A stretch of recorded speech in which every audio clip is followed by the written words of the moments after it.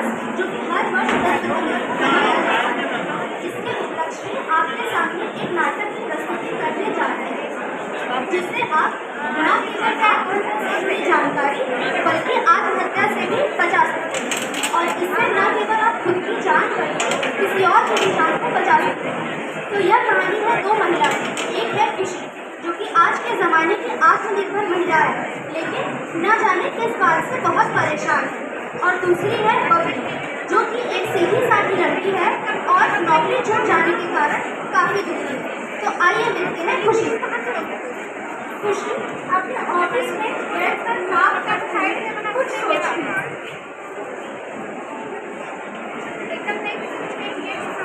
मुझे इसमें अच्छा होने लग रहा है। आखिर मेरे साथ ऐसा क्यों हो रहा है? किसी चीज़ से भी खुशी होने लगी है। क्या मैं किसी की खुशी के लायक नहीं हूँ?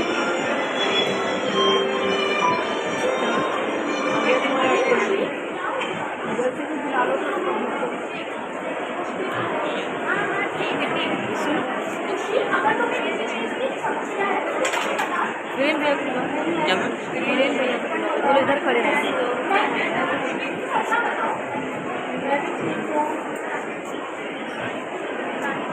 दूसरा दृश्य, बबली का घर, उसकी माँ उसे नींद से जगाती है।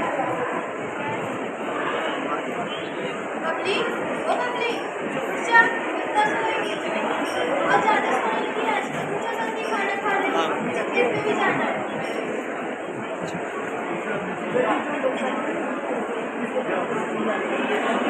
जिनके लिए कार्यक्रम करना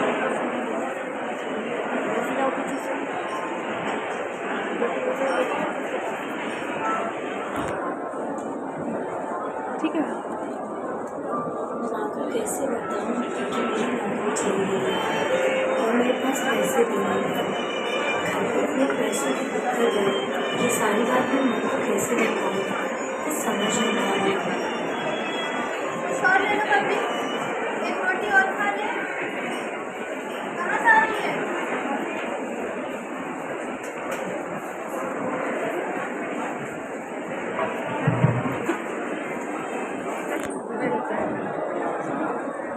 सभी लोगों को मेरा नमस्कार। तो अब हम जानेंगे आत्महत्या से जुड़ी हुई कुछ चेतावनियाँ यानी कि रिस्क फैक्टर्स। सबसे पहले है पारिवारिक इतिहास, यानी कि कोई भी मनुष्य जिसके परिवार में पहले किसी ने आत्महत्या की हो, तो ऐसे केस में क्या होता है कि इंसान की आत्महत्या करने की संभावनाएं और ज़्यादा बढ़ जाती है। उसके बाद दूसरा है मानसिक स्वास्थ्य विकार, यानी कि मेंटल हेल्थ डिसऑर्डर।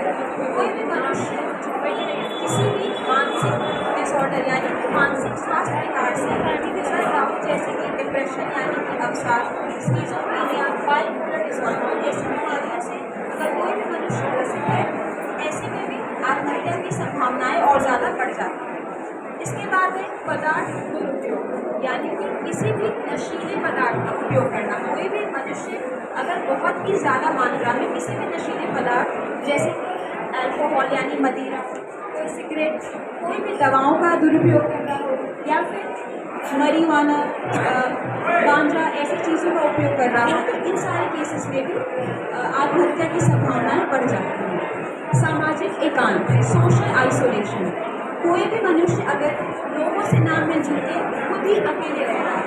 डिप्रेशन के केसेस में यानी अवसाद के केस में ऐसी चीज़ें बहुत ज़्यादा देखने को मिलती है। तो अगर कोई भी व्यक्ति है जो लोगों से बहुत ही अलग रहता है, लोगों से दूर रहता है, तो ये चांसेस है कि वो भी आत्महत्या की ओर अग्रसर हो सकता है। विद्या संबंधी तनाव, यानी कि पढ़ाई से रिलेटेड स्ट्रेस, पढ़ाई से रिलेटेड जो भी तनाव है। आजकल हम सभी न्यूज़ में देख रहे हैं कि जगह जगह से ऐसी न्यूज़ आ रही है कि बच्चों ने आत्महत्या कर ली, क्योंकि बच्चों को ये डर होता है कि हम अपने परिवार की जो भी एक्सपेक्टेशंस है उस पर उतर खड़े उतर पाएंगे कि नहीं। इन सब चीज़ों की वजह से कोई बच्चा आत्महत्या कर सकता है। इसके बाद पारिवारिक समस्या, पारिवारिक समस्याएँ सबसे लीडिंग यानी कि सबसे ज़्यादा आत्महत्या के केसेस पारिवारिक समस्याओं की वजह से ही होते हैं। आपस में अनबन हो जाना, या फिर अपने किसी बहुत ही क्लोज यानी कि अपने बहुत ही आपके पास के इंसान को खो देना कि मृत्यु के कारण। तो इन सारे केसेस में भी इंसान आत्महत्या की ओर अग्रसर हो सकता है। धन्यवाद।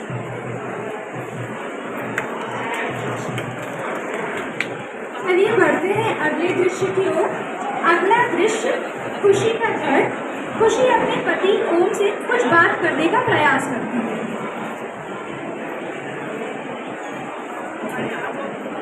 अरे यार, आज ऑफिस में तो बहुत ज़्यादा काम था, बहुत तकलीफ है। सुनिए जी, मुझे आपसे कुछ बात करनी है। हाँ बताओ, क्या हुआ? आजकल मुझे कुछ भी पता नहीं अच्छा नहीं लग रहा है।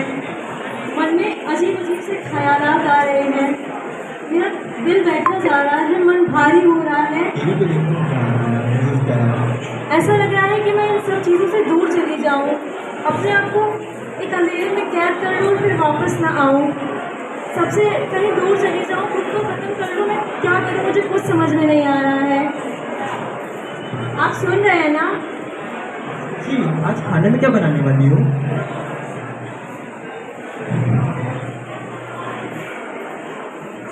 उसी शाम खुशी और ओम साथ बैठकर खाना खाते हैं।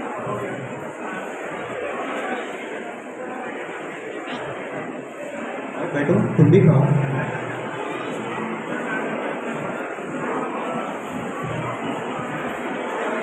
खुशी, इसमें नमक नहीं है क्या? शायद भूल गई होंगी मैं। तुम्हारा ध्यान कहाँ रहता है आजकल? मैं नमक लेके आती हूँ।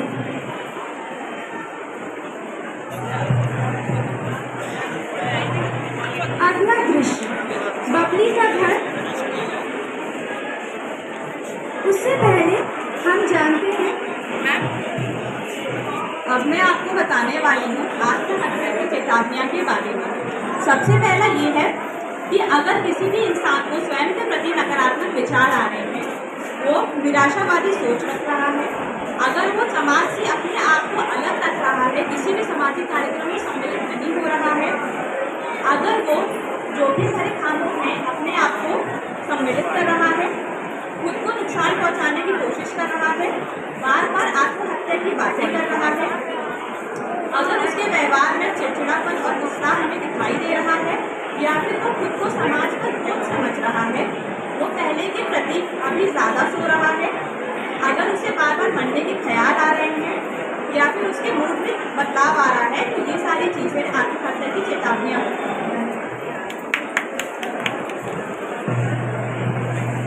अगला दृश्य बबली का घर। उसकी सहेली किरण उससे मिलने आती है। उधर से बोलो, जो बच्चे खड़े हैं आपके बेंच पर, उधर से रोके भी पेशेंट को उधर से भेजें। बबली कहाँ है चाची? ऐसे बोलो तो जो भी आता है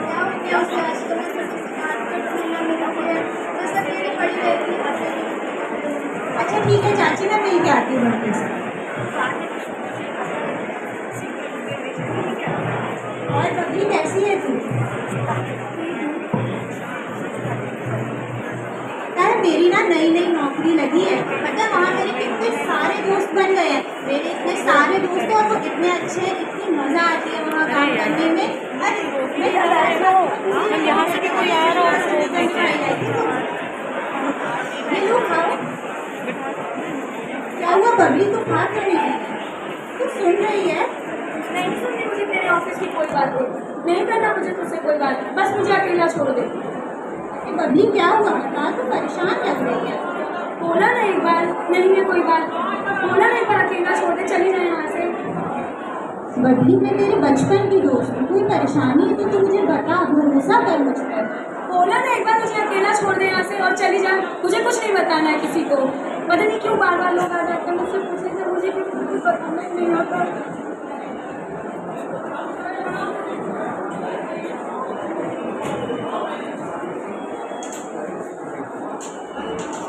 बबली मैं यही हूँ तेरे साथ, जब तुझे ठीक लगे तब तू बोलना।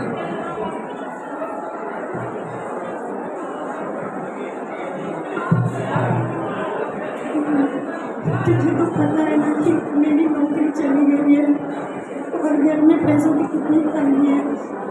समझ नहीं आ रहा मैं ये बात माँ को कैसे बताऊँ। माँ ये सुनेगी तो बहुत दुखी हो जाएगी। कोई बात नहीं बबली, कोई दूसरी नौकरी देख ले, तुझे नौकरी मिल जाएगी। मैंने बहुत जगह नौकरी करने की कोशिश की पर मेरी नौकरी नहीं कभी कभी तो लगता है कि मैं माँ के ऊपर एक बोझ बन के रह गई हूँ। मन करता है खुद को खत्म कर लूँ, ना मैं रहूँगी और ना पे कोई बोझ माँ पे। नहीं नहीं बबली, ऐसा नहीं कहते, तो किसी पे कोई बोझ नहीं है। मुझे समझ में आ रहा है तेरी नौकरी ना होने की वजह से तेरा मन बेचैन है, तू परेशान है। जब मेरी नौकरी नहीं लग रही थी तो मेरे साथ भी ऐसा ही हुआ था। तब मैंने मनोचिकित्सक या साइकेट्रिस्ट उनको दिखाया था, उनसे बात करी थी और मुझे काफ़ी अच्छा लगा था। तू चाहे तो मैं तेरे साथ साइकेट्रिस्ट के पास चल सकती हूँ, हम उनसे मिल लेते हैं। पर नहीं, तब तो लोग मुझे पागल समझेंगे ना। अरे नहीं बबली, साइकेट्रिस्ट या मनोचिकित्सक को दिखाने वाले लोग पागल नहीं होते। साइकेट्रिस्ट या मनोचिकित्सक एक ऐसे डॉक्टर होते हैं जो हमारे मन की सारी परेशानियों को समझते हैं, हमें उनसे समाधान बताते हैं और हमारे जीवन की कठिनाइयों का सामना करने में मदद करते हैं। तू चाहे तो मैं भी तेरे साथ चल के दिखा सकती हूँ।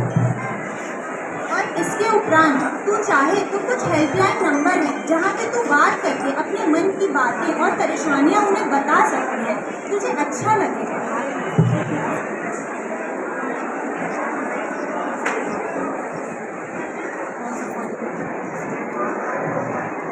अब हम आपको कुछ हेल्पलाइन होती है उनके बारे में बताएंगे। यहाँ हेल्पलाइन आपकी सहायता कर सकती है। इनको आपको कैसे जानना है कि हम आपको बताएंगे।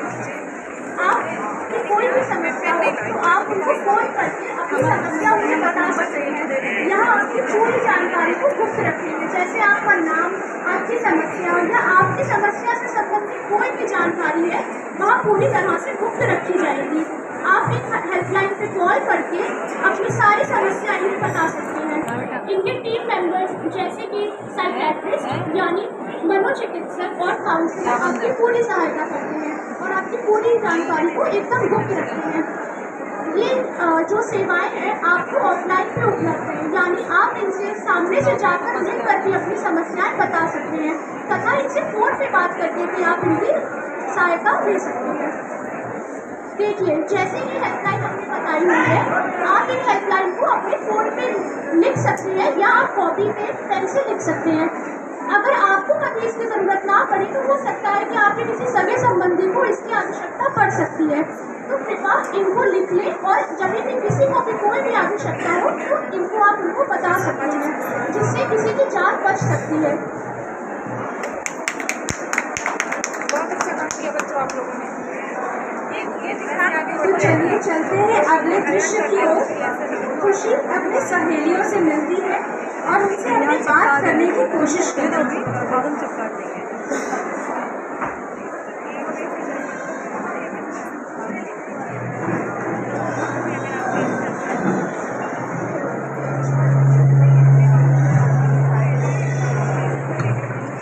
और बताओ तुम लोग के क्या हाल चाल है? श्रुति, फिर तो जयपुर की ट्रिप वो कैसी रही?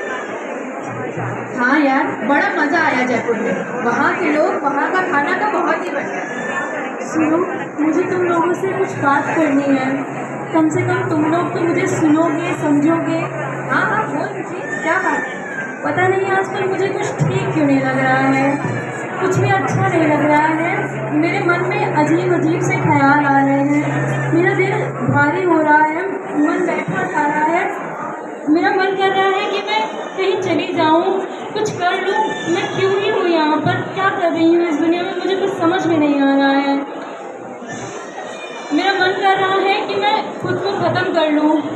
तुम लोग सुन रहे हो ना मैं क्या कह रही हूँ? क्या यार खुशी, जब देखो रोना रोती रहती है, हमेशा मिलने आती है तो मनुष्य ही लेकर आती है। एक तरफ नेहा है, उसका डाइवोर्स हो गया है, तब भी वो कितनी खुश रहती है, चीज़ें कितनी अच्छी तरह से संभालती है। और एक तू है, तेरे पास तो सब कुछ है, फिर तुझे क्या दिक्कत है?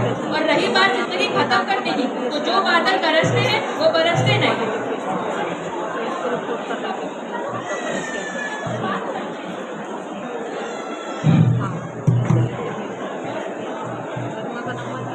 तो चलिए आइए समझते हैं इसे एक चार्ट की मदद से। यहाँ पे हमारे पास कुछ चार्ट है। आत्महत्या संबंधी मिथक यानी कि कुछ विचारधाराएं होती हैं लोगों के बीच में, तो उसके बारे में क्या गलत विचारधाराएं हैं ये हम जानेंगे। तो सबसे पहले यहाँ पे है आत्महत्या हमें विरासत में मिलती है। ये जो आत्महत्या हम लोग सुनते आते हैं कि किसी के परिवार में किसी ने आत्महत्या की होगी तो उसने इसी तरह का कदम उठाया, पर ऐसा बिल्कुल नहीं होता है। ये हमें किसी भी विरासत में किसी पीढ़ी से एक परिवार से दूसरे परिवार के मेंबर को बिल्कुल भी नहीं चाहती है। कोई भी व्यक्ति जिसके परिवार में सुसाइड हुआ है वो सुसाइड करे, ऐसा बिल्कुल ज़रूरी नहीं है। दूसरी बात, एक बार आत्महत्या का विचार आने का मतलब है हमेशा आत्महत्या का विचार आना। जैसे कि अगर किसी को एक बार आत्महत्या का विचार आ चुका है और वो हमेशा ही आत्महत्या के बारे में सोचेगा या हमेशा ही ये चाहता है कि उसको आत्महत्या से रिलेटेड विचार आए, तो ऐसा ज़रूरी नहीं है। वो हमेशा आत्महत्या के बारे में नहीं सोचना चाहता, उसको सही सपोर्ट, सही ढंग से अगर गाइडेंस मिली तो वो आत्महत्या से बच सकता है। तीसरा है, जो व्यक्ति आत्महत्या करने का मन बना चुका है वो आत्महत्या करके ही रहेगा। यानी कि अगर कोई व्यक्ति आत्महत्या के बारे में बिल्कुल दृढ़ निश्चय कर चुका है कि अब उसको आत्महत्या के सिवा उसके पास कोई रास्ता नहीं है, तो वो ऐसा करके रहेगा। फिर से बता रही हूँ कि ये गलत है। अगर कोई ऐसा सोच रहा है तो वो करके ही रहेगा, बिल्कुल नहीं है। हम उसकी सोच बदल सकते हैं, उसको सही तरह से मदद देकर, सही गाइडेंस देकर।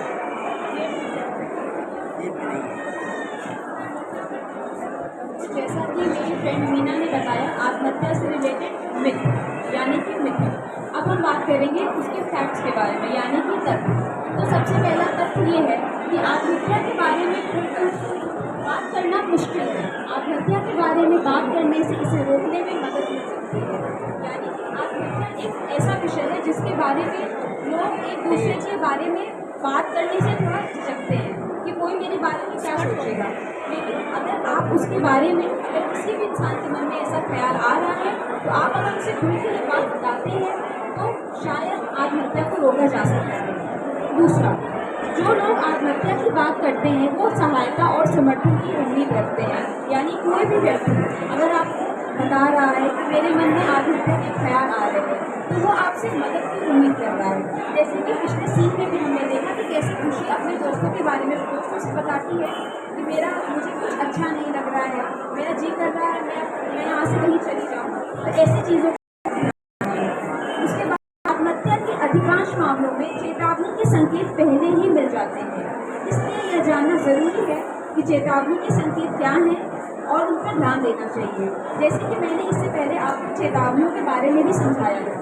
तो अगर आप किसी भी मनुष्य में ऐसी चेतावनी देख रहे हैं तो उसे इग्नोर ना करें, उस चीज़ को आप एक्नॉलेज करें। इसके बाद है, अपनी जान लेने वाले सभी लोगों को मानसिक विकार नहीं होता है। यानी कि हर एक इंसान, जितने भी सोसाइटी केसेस, आत्महत्या के केसेस आते हैं तो ये ज़रूरी नहीं है कि वो इंसान किसी भी मानसिक रोग से ही गुजर रहा है। एक मनुष्य जो कि पहले बहुत पूरे तरीके से हेल्दी था, जैसे एक स्टूडेंट, एक विद्यार्थी जो कि पूरे तरीके से ठीक था, लेकिन कुछ परिस्थितियों की वजह से उसने अपनी जान इधर से, यानी कि आत्महत्या का कारण ये नहीं है कि उसे पहले से ही कोई मानसिक विकार हो। और भी कुछ मिथक हैं आत्महत्या से जुड़े हुए, तो उसके बारे में और जानते हैं। आत्महत्या के बारे में बात करना आत्महत्या के विचारों को प्रोत्साहन देना होता है। अर्थात अगर हम लोग यही हमारे समाज में फैला है कि हम बात नहीं करेंगे आत्महत्या के बारे में, अगर हम बात करेंगे, किसी का बेटा अगर कुछ कह रहा है कि मुझे ऐसा हो रहा है, या हमने अपने दृश्य में देखा कि बता रहे हैं, तो लोग सोचते हैं कि अगर हम बात करेंगे तो उसे बढ़ावा मिलेगा आत्महत्या को। ऐसा बिल्कुल नहीं है। आत्महत्या के बारे में बात करने से हो सकता है उनके मन में जो दबे विचार हैं, जो भी उनकी परेशानियां हैं, वो खुलकर बताएं और हम फिर से उनकी, यही हमारी जो सबसे इम्पॉर्टेंट फैक्ट है कि हम उनकी मदद कर सकें। फिर जो लोग आत्महत्या की बात करते हैं उनका ऐसा करने का इरादा नहीं होता। जैसे उसने अपनी दोस्त को बोला जो बादल बरसते हैं वो बरसते नहीं है, ऐसा बिल्कुल नहीं होता है कि अगर जो बता रहे हैं तो वो आपका ध्यान हमारा अपनी तरफ खींचना चाहते हैं, अपनी कोई बात मनवाना चाहते हैं, किसी तरह की मनमानी करना चाहते हैं, डराना चाहते हैं, ऐसा बिल्कुल नहीं होता है। वो सच में आपसे मदद की गुहार कर रहे होते हैं और उनको मदद अगर समय में मिलेगी तो वो इस तरह के विचार हटा देंगे अपने मन से, पर अगर नहीं मिलेगी तो ऐसा बिल्कुल नहीं कि उनका कोई इरादा नहीं होता है। अधिकांश आत्महत्याएं बिना किसी चेतावनी यानी कि अचानक होती है। हर आत्महत्या से पहले जो व्यक्ति होता है वो संकेत देता है। हमने संकेत देखे हैं, हमने चेतावनियों के बारे में जाना है, तो हर चेतावनी को अगर सही समय पे सही ढंग से समझ लिया जाए कि ये चेतावनी, ये लक्षण जो है वो किस तरह इशारा कर रहे हैं और उनको सही समय पे मदद दी जाए तो अधिकांश जो मामले होते हैं हम उनको आत्महत्या से बचा सकते हैं। केवल मानसिक विकार के लोग आत्महत्या करते हैं तो लोगों को ये लगता है कि जिसने आत्महत्या करी है या उसको किसी तरह की मानसिक परेशानी है या वो मानसिक चीज से ग्रसित है, किसी मानसिक रोग से ग्रसित है। ऐसा बिल्कुल नहीं है। अगर वो मानसिक रोग से ग्रसित नहीं है तो भी वो सुसाइड कर सकता है, आत्महत्या कर सकता है। उसको किसी भी तरह की परेशानी हो सकती है। हमने चेतावनियों के बारे में जाना, रिस्क फैक्टर्स जाने, तो अगर उसको बीमारी नहीं है फिर भी वो सुसाइड कर रहा है, मतलब कि उसको अलग से किसी तरह का स्ट्रेस या कोई भी जो बात है उसके मन में तभी हो सकती है। युवा बच्चे आत्महत्या नहीं करते हैं। हम लोग को समाज में ये बताया जाता है या हम लोग देखते हैं अपने परिवार में कि अरे तुम बच्चे हो, तुम्हें क्या अपना ओपिनियन देना है, तुम्हें क्या परेशानी है, तुम्हें किस बात की टेंशन है, तुम्हें सब कुछ मिल रहा है, खाने को मिल रहा है, पढ़ने को मिल रहा है, उनको देखो। ऐसा नहीं होता है। अगर बच्चे हैं उनकी बात को सुना जाना चाहिए। देखा जाता है कि 30 से 35 जो बच्चे होते हैं सालाना वो सुसाइड करते हैं, जो कि 12 वर्ष से कम की उम्र के होते हैं। जैसा कि मेथड के बारे में बताया मीना ने, हर साल 12 वर्ष के 30 से 35 बच्चे आत्महत्या कर लेते हैं। यानी कि जो भी विद्यार्थी हैं उन्हें अपने अकेडमिक स्ट्रेस यानी पढ़ाई से रिलेटेड जो भी तनाव है उसके कारण ये सबसे ज़्यादा एक मेजर फैक्टर हो गया है जिसकी वजह से बच्चे आत्महत्या कर रहे हैं। यह एक मिथक है कि जो बच्चे छोटे हैं वो आत्महत्या नहीं कर सकते। आत्महत्या विरासत में नहीं मिलती, इसे रोका जा सकता है। हालांकि करीबी सदस्य द्वारा आत्महत्या करने से आत्महत्या के जोखिम बढ़ जाते हैं। ये मैंने आपको रिस्क फैक्टर्स यानी कि चेतावनी में बताया था कि अगर किसी भी मनुष्य की फैमिली हिस्ट्री यानी कि उसके परिवार में किसी ने आत्महत्या की हो तो इसके सब उस व्यक्ति की संभावनाएं बढ़ जाती हैं कि वो भी आत्महत्या की बढ़ सकता है। आत्महत्या की भावना सही मदद और समर्थन से दूर हो जाती है। कोई भी व्यक्ति अगर आत्महत्या के बारे में उसके साइन और सिम्टम्स दिखा रहा है तो आप अगर उससे बातचीत करें तो शायद उसे टाला जा सकता है और रोका भी जा सकता है। जो लोग आत्महत्या करने का विचार करते हैं उनमें मरने के बारे में अक्सर भावनाएं होती हैं, ज़रूरी नहीं कि वह मरना ही चाहते हों। अगर सही समय पे हम ऐसी चीज़ों को पहचान लें और उसी वक्त उसका इलाज शुरू कर दें तो इंसान को आत्महत्या करने से रोका जा सकता है।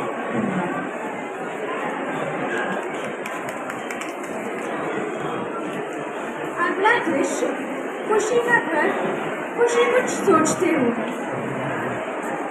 मैं किसी को अपनी परेशानी के बारे में नहीं बताऊँ जब कोई उसको सुनना ही नहीं चाहता है। मेरे रहने खहना से किसी को कोई फर्क ही नहीं पड़ता है। जब मेरे ना रहने से किसी को कोई फर्क ही नहीं पड़ता है तो मैं क्या ही करूँगी अपने जिंदगी के साथ।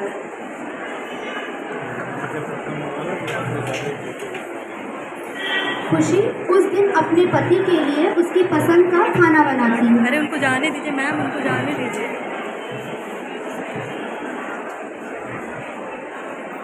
वो जाना चाह रहे थे यहाँ से। हाँ। खुशी अपने दोस्तों को एक आखिरी मैसेज करती है। उस दिन के लिए मुझे माफ़ कर देना। तुम दोनों मेरे जीवन का एक बहुत अहम हिस्सा हो। हमेशा मेरा साथ देने के लिए thank you. This speaker is much better. कौन?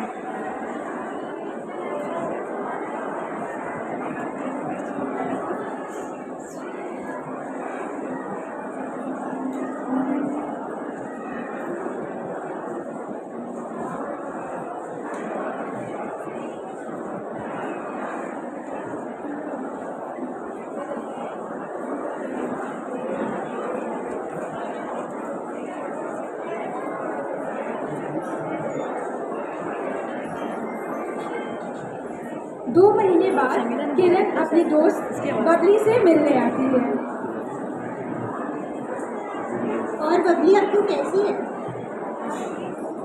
वैसे उस दिन उससे बातें करके और हेल्पलाइन नंबर पे बात करके मनोचिकित्सक को दिखा के अब मुझे पहले से काफ़ी बेहतर लग रहा है।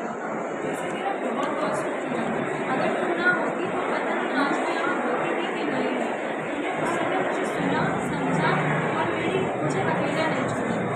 अच्छा छोड़ ये सब, ये बता कि कैसी है? मैं एकदम ठीक हूँ और मुझे बहुत अच्छा लगा सुनकर कि तू अब पहले से बेहतर महसूस कर रही है।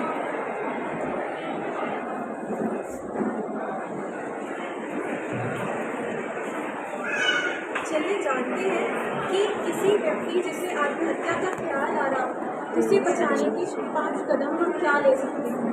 पहला कदम पूछें, उनसे पूछताछ करें कि क्या उन्हें अपने आप को मारने के ख्याल आते हैं, क्या खुद को नुकसान पहुंचाने के ख्याल आते हैं।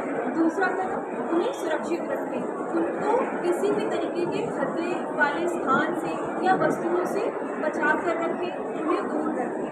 तीसरा कदम, वहाँ मौजूद रहें, उनके साथ रहें, उनको जो भी कहना है वो सुने तथा उनकी बातों को अच्छे से समझें और उनके लिए मौजूद रहें। चौथा कदम, उन्हें संपर्क करने में मदद करें। अभी आपको पहले बताए गए सकते हैं संपर्क बनाने में, ताजा जुड़ी रहें।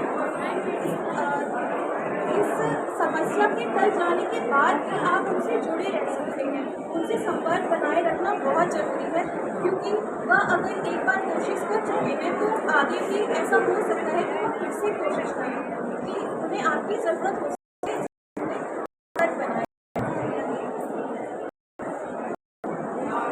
जैसा कि हम सबने देखा कि बबली अपनी परेशानियों से काफ़ी दुखी थी, लेकिन किरण एक सच्ची मित्र होने के नाते उसने अपनी मित्र का साथ नहीं छोड़ा और हमने आत्महत्या करने की सोच हम उसको बदल पाए, सिर्फ एक बातचीत के कारण। वहीं दूसरी ओर खुशी थी, जिसने कई बार अपनी बात दूसरों को बताने की कोशिश करी, परंतु उसके दोस्त और घर वालों ने उसकी बात को नहीं सुना और अंत में उसने अपनी परेशानियों को कम करने का तरीका आत्महत्या से लिया। तो चलिए हम सब साथ में बोलते हैं, बातचीत की तरफ कदम बढ़ाएं, आत्महत्या से सबको बचाएं। तो एक बार फिर से कहते हैं, बातचीत की तरफ कदम बढ़ाएं, आत्महत्या से सबको बचाएं।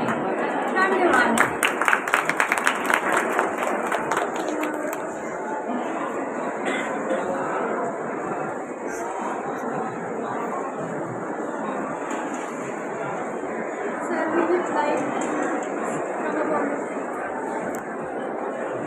हमारे साथ लोगों के विचार आए और सामग्री के साथ आए, तो हम लोग उन्हीं की ओपिनियन जाने। हम इन्वाइट करेंगे CMS सर को, वो साहब इस अवसर पे बोले कि how to prevent the suicide. Photo तो करना चाह रहे थे, ये इससे बढ़िया शाम में कर लेते हैं हम लोग, वहाँ पे जो करना है यहाँ करने का कोई मतलब ही नहीं होगा। शाम में ही कराते हैं तो रोड पे सबको दिखाई देते तो समझ गया। हाँ, है ना। अभी बच्चों ने काफ़ी अच्छे तरीके से इसके रिस्क फैक्टर और क्या क्या विचार आते हैं, कैसे पहचाना जाए, कैसे बचा जाए, इसके बारे में विस्तृत रूप से बताया आप सबको। उम्मीद करते हैं जानकारी आप सबको आगे जागरूक बनाए रखेगी और लोगों को इसके बारे में भी घर में जा कर के बताएंगे, एक दूसरे से डिस्कस करेंगे। और मैं कहना चाहता हूँ कि न रहो न निराश करो मन को, कुछ काम करो कुछ काम हो। तो चाहे जितनी भी बड़ी मुसीबत हो, कभी भी अपनी को निराशावादी न बनाएं। हर समय कुछ न कुछ काम व्यस्त रहें, कामों को करें और अपनी बात को, अपने विचार को घर वालों से भी शेयर करें, अपने दोस्तों से भी शेयर करें। जब भी इस तरह के विचार आए तो निश्चित रूप से मनोचिकित्सक से और मानसिक रोग विशेषज्ञ से, काउंसलर से सलाह लें और उनसे मिलें, जिससे कि आप इन बीमारियों से बच सकते हैं और जो एक अपना जीवन नष्ट करने का है उसे बचा सकते हैं, जो कि अमूल्य है, जिसका कोई मूल्य नहीं है और ये इतना बेशकीमती है कि आप आगे भविष्य में किस ऊंचाई तक जा सकते हैं उसकी परिकल्पना भी नहीं कर सकते। मैं इन्हीं चंद बातों के साथ डॉक्टर जिलानी से रिक्वेस्ट करूँगा कि वो अपने विचार यहाँ पर रखें, जिससे कि हम अन्य लोगों को भी अवेयर कर सकें।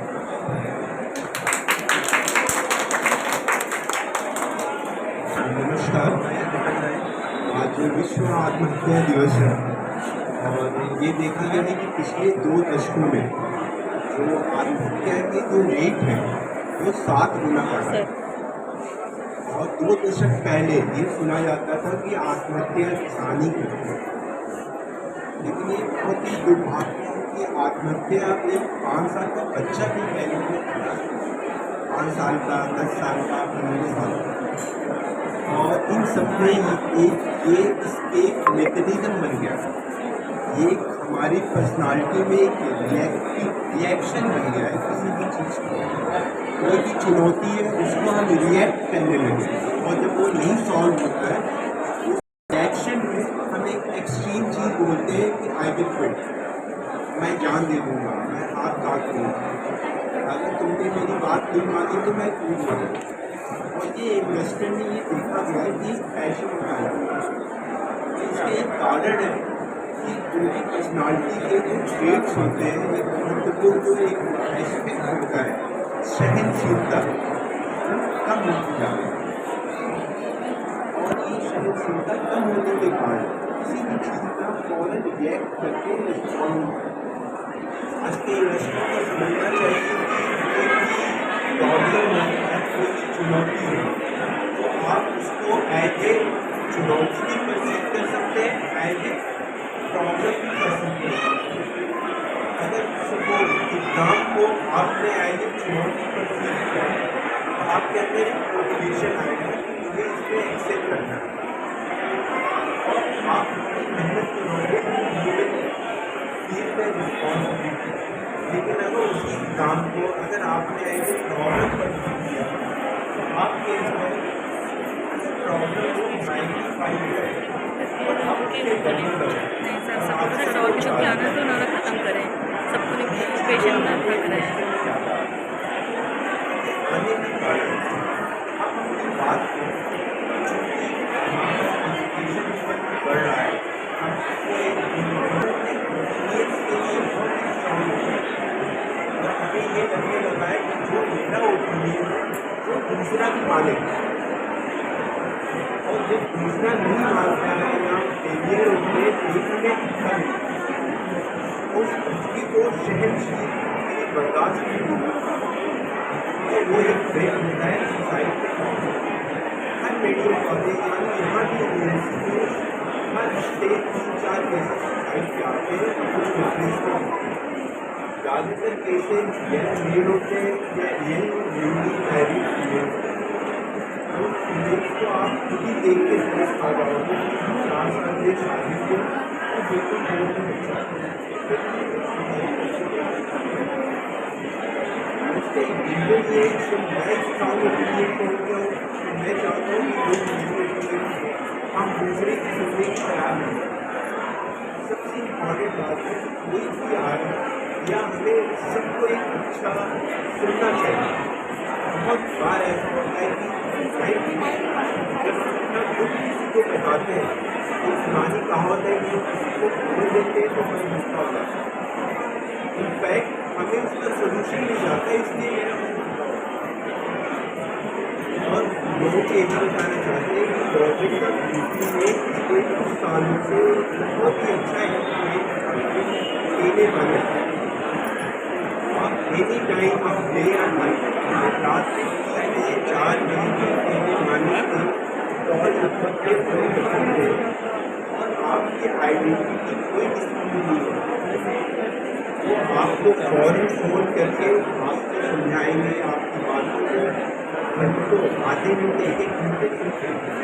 कई बार कहा जाता है डूबते को तिनके का सहारा, तो ये सोसाइटी में जब 4 दिनों से बनने लगते हैं तो फिर वो एक कोई छोटा सा भी एक कोई चुनौती आती है तो वो पर्सन एक आवेश में आके सुसाइड के लिए तैयार हो जाता है।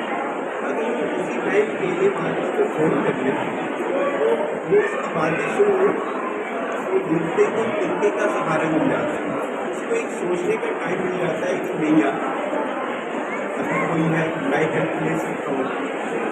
पहले मानो लीजिए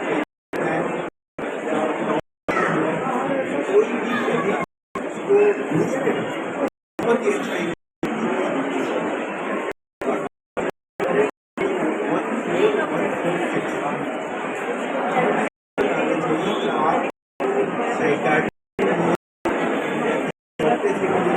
आपको शर्म आती लगता है लोग क्या कहेंगे, आप वो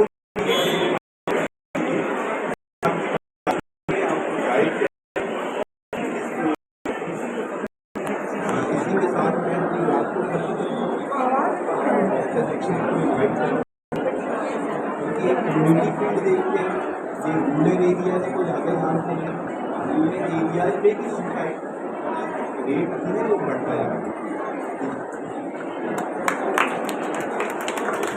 थैंक यू सर। आदरणीय CMS sir, Srivastava sir, Samren sir, nursing department से, और डेंटल फैकल्टीज महाजन में जिलानी सर। मैं बस यही कहना चाहूँगा कि हमें जो वार्निंग साइंस है उन पे बहुत ज़्यादा ध्यान देने की ज़रूरत है, और वो मूवमेंट होता है वो आप उस मूवमेंट, आप उसके वार्निंग साइंस को पहचानते हुए थोड़ा सा सहयोग करें, और उस मूवमेंट को के समय बचा सके, वहाँ को क्षण से कैसे भी अपना एक्शन ना शायद जान बचा सके। तो ज़्यादा बढ़ रहे हैं, डिफिकल्ट टाइम्स, चैलेंजिंग टाइम्स हैं, बच्चों पे प्रेशर है, इसलिए इस तरह के केसेस जो बढ़ रहे हैं उनको बचाने के हम सभी की जिम्मेदारी है कि जो बातें आज इस नुक्कड़ नाटक के माध्यम से और हमारे साइकेट्रिस्ट स्पेशलिस्ट डॉक्टर जिलानी ने जो बातें हमें बताई उनको ध्यान दें, और अगर किसी की मदद कर सके, उसको सहयोग कर सके, उसे अकेला ना छोड़े।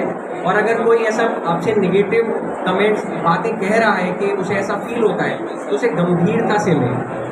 आप ये ना सोचें, वो बहुत अच्छी बात लगी मुझे कि जो बादल गरजते हैं वो बरसते नहीं, बिल्कुल ऐसा ना सोचें। अगर कोई व्यक्ति कह रहा है कि उसके मन में निगेटिव ख्याल आ रहे हैं, उसे अच्छा नहीं लग रहा है, ऐसा मन कर रहा है कि मैं मर जाऊं, उसके sath रहें, उसको गंभीरता से लें, उसे समय दें, तेली मानस की हेल्प लें।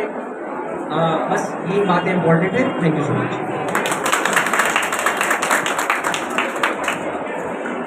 Now I would like to invite our CNO ma'am for her wise words. Respected CMS sir, Chairperson College of Nursing, from the Dental Department, Vice Principal, और Secretary Department, officers from the Oxygen Therapy, and our nursing seniors, and आप सभी जनता जो हमारे बीच मौजूद है, and College of Nursing की प्यारे student, मैं सर्वप्रथम आपको बधाई देना चाहती हूँ कि आज के इस दिवस पे आपने ये प्रोग्राम ऑर्गेनाइज किया जिससे जनता को जागरूक कर पाएंगे। आत्महत्या की जो बात करें, और ये बहुत बड़ा ऐसा विषय आ रहा है जो चैलेंजिंग है, और इसमें हमें जान बचाने की बहुत कोशिश करने की ज़रूरत है। जहाँ तक मैंने अपने इतने लंबे दौर में देखा है, या आप डॉक्टर दीक्षित सर ने बताया बिल्कुल सही है, अगर वो मूवमेंट टल जाए तो व्यक्ति आत्महत्या नहीं करता। और कई जो आप सभी हमारे सामने हैं, तो जीवन अनमोल है, बड़ी मुश्किलों से मिलता है। हिंदू धर्म में किया, किसी भी धर्म में देखिए, ये माना गया है कि होने के बाद तब जीवन मिलता है, तो इसलिए जीवन को कभी नहीं खोना। हम सबको कोशिश करनी है किसी न किसी प्रकार से ये जानकारी आगे बढ़ाएं, और जीवन के प्रति जो सद्भावना है उसको बढ़ाएं। साथ ही एक जो चीज़ आ रही है उम्मीद, हम बहुत जल्दी निराशावादी हो जाते हैं। उम्मीद जो है हमारी बड़ी बड़ी है, और ये तो पानी जिसकी वजह से आत्महत्याएँ होती हैं, तो इसलिए बहुत ज़रूरी हम सबको बताएं, समाज में जो जैसे है वैसे ही अपनाएं। हर व्यक्ति सुंदर है, हर व्यक्ति प्यारा है, तो इसके सामने बातचीत जो आपने कहा वो जो बातचीत करें और सोसाइटी को प्रोवाइड करें। और हर चीज़ तभी इफेक्टिव होती है जब किसी पे असर कर जाए। तो अभी आपने देखा, जैसे कि आपने ये नुक्कड़ नाटक की शुरुआत की, हमारे बीच एक महिला मरीज के रिश्तेदार थे जिनके आंखों में आंसू आ गया। तो आप सभी को मैं फिर से बता देना चाहती हूँ कि आपका एक्ट जो है बहुत तारीफ काबिल था, और ये दिलों तक पहुँच जाए। इसी के साथ जनता से गुजारिश करें कि आप सबको ये जानकारी पहुँचाएँ। Thank you so much.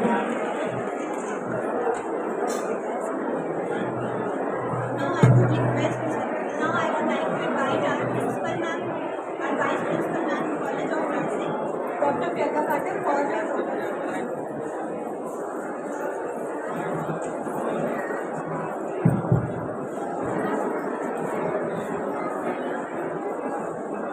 मैं आप सभी का तहे दिल से शुक्रिया करती हूँ।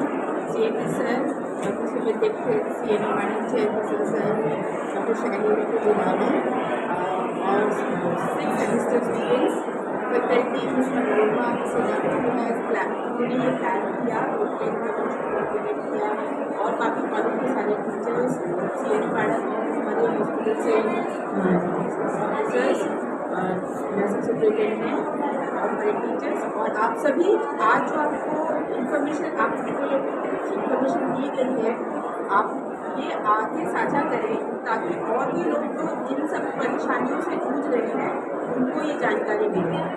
और बच्चों ने ये प्रोग्राम बहुत ही जल्दी विदिन 2 दिन के अंदर ये ऑर्गेनाइज किया और आफ्टरनून में एक सेशन भी रखा है जिससे हमारे कॉलेज के भी सारे स्टूडेंट्स को अवेयरनेस क्रिएट करेंगे। तो 3 to 5 मिनट सेशन है कॉलेज एंट्री में, जिसमें ये सारी इन्फॉर्मेशन स्टूडेंट्स के बीच में शेयर की जाती है।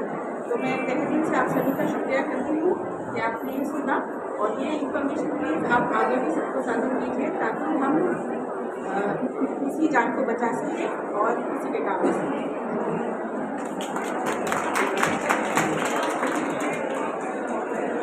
At last, I would like to thank all the dignitaries present here for giving their precious time and to request all of you to come on the stage for a photograph.